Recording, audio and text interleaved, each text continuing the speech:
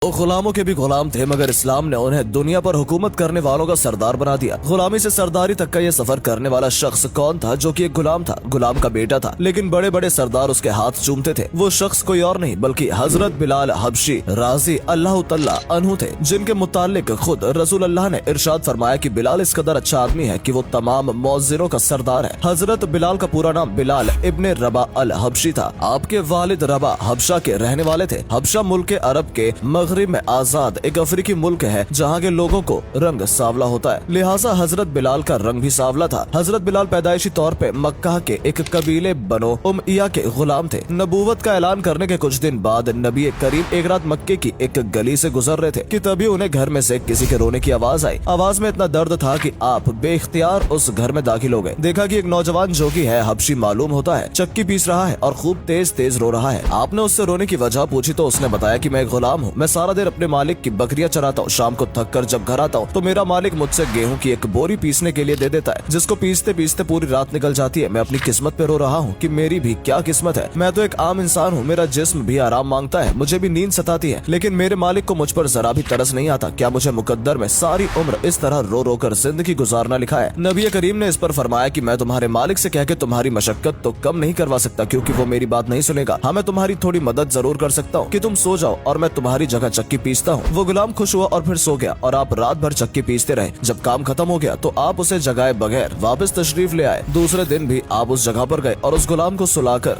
फिर सारी रात काम किया। तीसरे दिन भी यही माजरा हुआ, आप उस गुलाम की जगह सारी रात चक्की पीसते और सुबह खामोशी से अपने घर चले जाते। चौथी रात जब आप वहाँ गए तो उस गुलाम ने कहा कि ए अल्लाह के बंदे, आप कौन हैं और क्यों मेरा इतना ख्याल रख रहे हैं? हम गुलामों से ना तो किसी को कोई डर होता है और ना ही कोई फायदा, तो फिर आप ये सब कुछ क्यों कर रहे हैं? आपने फरमाया कि मैं ये सब कुछ इंसानी हमदर्दी के तहत कर रहा हूँ, इसके अलावा मुझे तुमसे कुछ नहीं चाहिए। उस गुलाम ने पूछा कि आप कौन हैं? इस पर नबी करीम ने फरमाया, क्या तुम्हें मालूम है मक्के में एक शख्स ने नबूवत का दावा किया है? उस शख्स ने कहा कि हाँ, मैंने सुना है कि उस शख्स का नाम मोहम्मद है जिसने नबूवत का दावा किया है। इसके बाद आपने फरमाया कि मैं वही मोहम्मद हूँ। ये सुनकर गुलाम ने फरमाया कि अगर आप वही नबी हैं तो मुझे अपना कलमा पढ़ाइए, क्योंकि इतना शफीक और मेहरबान कोई नबी हो ही नहीं सकता जो गुलामों का भी इस कदर ख्याल रखे। आपने उस गुलाम को कलमा पढ़ाकर मुसलमान कर दिया और फिर दुनिया ने देखा कि इस गुलाम ने कितनी तकलीफ और मशक्कतें बर्दाश्त की, लेकिन दामने मुस्तफा न छोड़ा। उन्हें जान तो गवारा था, लेकिन इतने शफीक और मेहरबान नबी का साथ छोड़ना गवारा नहीं था। आज दुनिया उन्हें बिलाल हबशी राजी अल्लाह तआला अन्हु के नाम से जानती है। कलमा पढ़ने के बाद ये नबी करीम के ऐसे दीवाने हुए कि आखिरी सांस तक ये ताल्लुक कायम रहा। हजरत बिलाल को पहले गुलाम शख्स थे जिन्होंने मक्का में अपना इस्लाम जाहिर किया था। इस्लाम कबूल करने की वजह से उन्हें सख्त